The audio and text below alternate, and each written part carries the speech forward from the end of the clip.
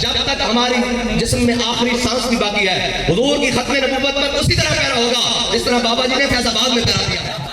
ختم نبوت کی بات آئی تو ہم گھروں میں سوئے ہوئے تھے, ہمارا قائد اکیلا اسمبلی ہال میں بیٹھا ہوا تھا. لبیک یا رسول اللہ, لبیک یا رسول اللہ, لبیک. معزز سامعین محترم, تاجدار ختم نبوت کانفرنس میں میں اور آپ حاضر ہیں اور ہم حضور کی ختم نبوت کے جلسے میں اس لیے آئے ہیں کہ ہم تصدیق کریں کہ پہلا مجاہد ختم نبوت جس طرح سے میدان عمل میں ختم نبوت کی حفاظت کے لیے نکلا, ہمارا بھی عقیدہ وہی تھا. اور پہلے ختم نبوت کے محافظ جناب سیدنا صدیق اکبر, اور ہم یہ سبق یاد کرنے کے لیے بلکہ دہرانے کے لیے آئے ہیں کہ انسان نے اپنے کون سے بھی کیسے بھی حفظ مراتب کے اعتبار سے قاعدے اور قوانین بنائے ہوں, لیکن جب حضور کی ختم نبوت کی بات آ جائے تو پھر جناب سیدنا صدیق اکبر کی طرف جنہوں نے خود قانون بنایا کہ آج کے بعد کوئی بدری صحابی جنگ میں نہیں جائے گا, لیکن جب حضور کی ختم نبوت کی باری آئی تو پھر اپنا بنایا ہوا قانون توڑا. کہا بدری ہو یا غیر بدری ہو, آپ یمامہ پہنچے حضور کی ختم نبوت کے لیے. ہم یہ سبق یاد کرنے کے لیے آئے ہیں کہ ساروں کے اپنے پروٹوکول ہوں گے, اپنے جناب منصب اور اپنی عزتیں ہوں گی, لیکن جب بات ختم نبوت کی آ جائے تو پھر جناب سیدنا صدیق اکبر کی طرح اپنا بنایا ہوا قانون توڑ کر میدان جمامہ میں جانا یہ سنت صدیقی ہے اور یہ صحابہ کی سنت ہے. اور پھر ختم نبوت کے منکروں کے ساتھ حال تو یہ کرنا کہ اس جگہ کا نام حدیقت الموت پڑ جائے, اور ختم نبوت کی حفاظت کے لیے تمام چیزیں چھوڑ کر, تمام خطرات لاحق کر کے اور تمام لشکر ایک جمع کر کے حضور کے منکرین ختم نبوت, حضور کے دشمنوں کے خلاف بیک وقت چڑھنا, یہ حضرت جناب سیدنا صدیق اکبر کی سنت ہے. اور حضور کی ختم نبوت, حضور کی ختم نبوت کے لیے صحابہ کہتے ہیں نا ہم نے اس سے پہلے کبھی اتنی سخت جنگ لڑی اور نہ اس کے بعد کبھی سخت جنگ لڑی. اس کی وجہ کیا تھی؟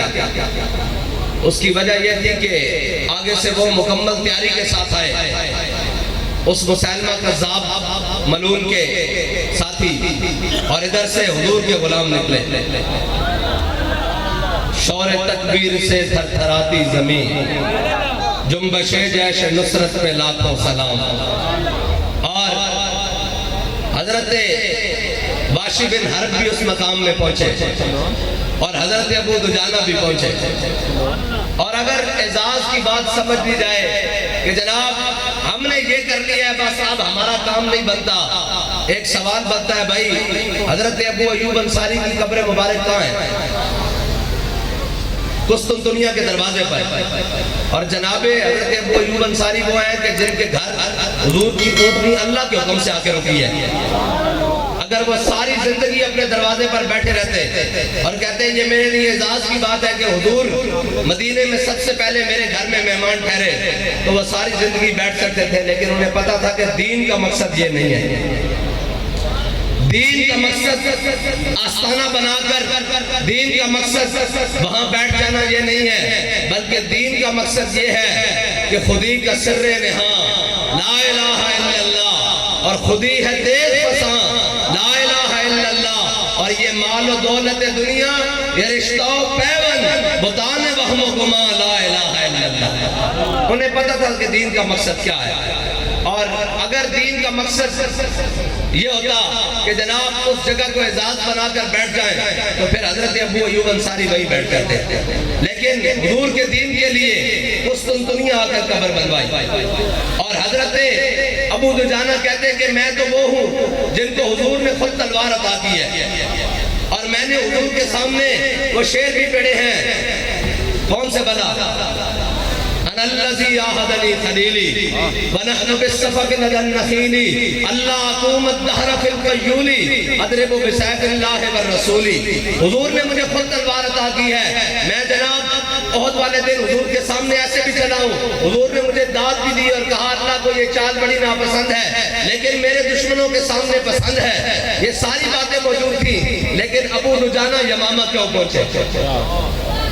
اس لیے کہ انہیں پتا تھا کہ حضور کی ختم نبوت کا مسئلہ سب سے بڑا ہے.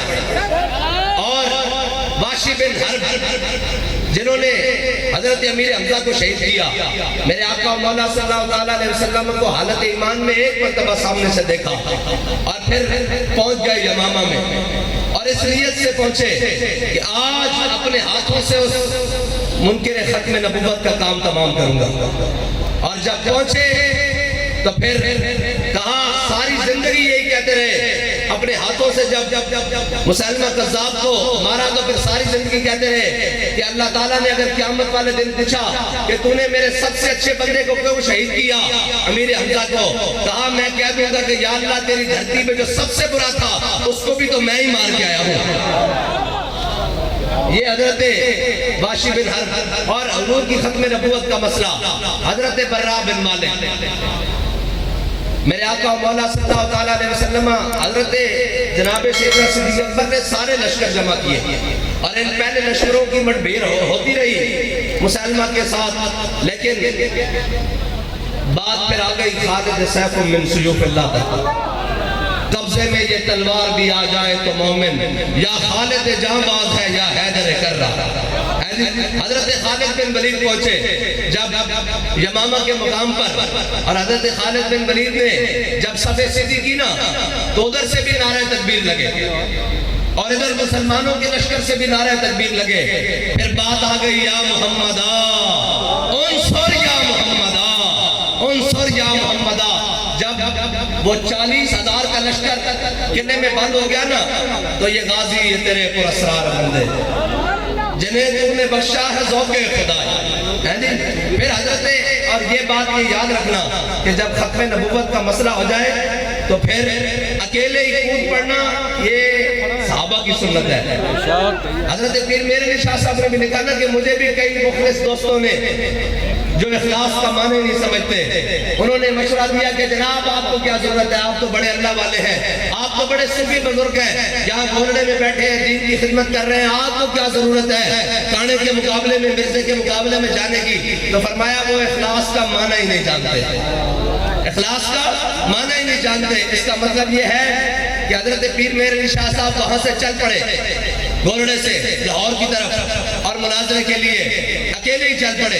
یہ سنت ہے صحابہ کی کہ جب 40,000 کا لشکر قلعہ بند ہو گیا تو حضرت براء بن مالک جب صحابہ جانا قریب جائیں قلعے کے دروازے پر تو وہ اوپر سے آگ پھینکے، اوپر سے جناب کوئلے پھینکے، اوپر سے پگھلا ہوا سیسا اور لوہا پھینکے اور جناب شہداء کی تعداد بڑھتی جائے. حضرت براء بن مالک آ گئے صحابہ کے پاس، کہا کیا ماجرا؟ انہوں نے کہا جی قلعہ بند ہو گیا، دروازہ بند کر دیا ہے. فرمایا اب میں یہ غازی تیرے پر اسرار بندے جنہیں تو نے بخشا ہے ذوق خدائی.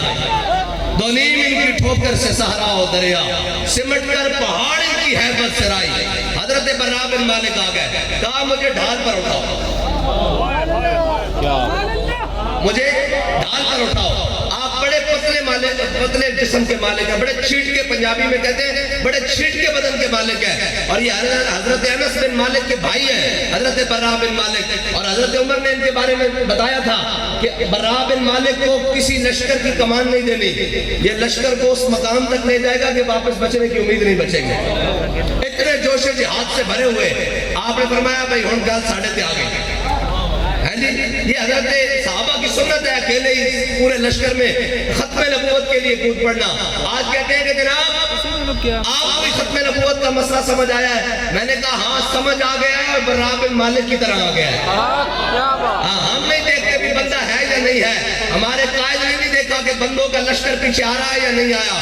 جب ناموس رسالت اور ختم نبوت کی بات آئی تو ہم گھروں میں سوئے ہوئے تھے، ہمارا قائد اکیلا اسمبلی ہال میں بیٹھا ہوا تھا. یہ براء بن مالک کی سنت ہے اکیلے کود پڑنا.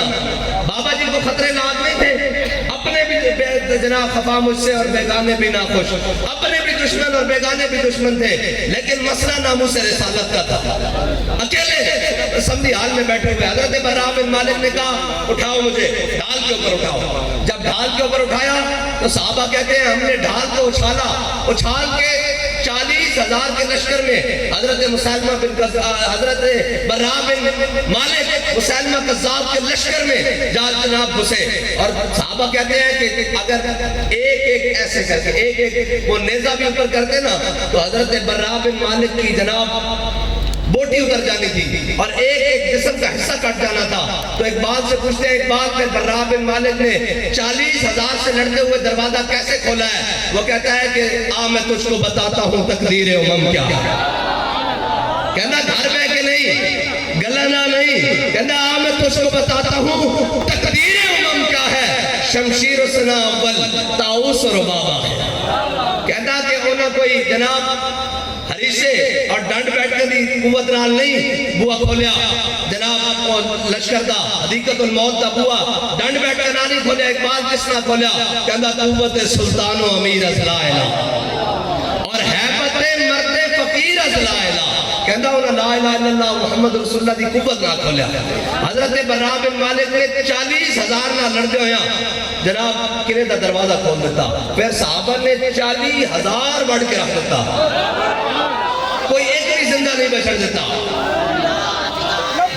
یا رسول اللہ لبیک لبیک لبیک یا رسول اللہ لبیک لبیک لبیک یا رسول اللہ لبیک لبیک لبیک یا رسول اللہ لبیک لبیک لبیک یا رسول اللہ لبیک لبیک لبیک یا رسول اللہ لبیک لبیک لبیک یا رسول اللہ لبیک لبیک لبیک یا رسول اللہ لبیک لبیک لبیک یا رسول اللہ لبیک لبیک لبیک یا رسول اللہ لبیک لبیک لبیک یا رسول اللہ لبیک لبیک لبیک یا رسول. یہ ہے ختم نبوت کا مسئلہ.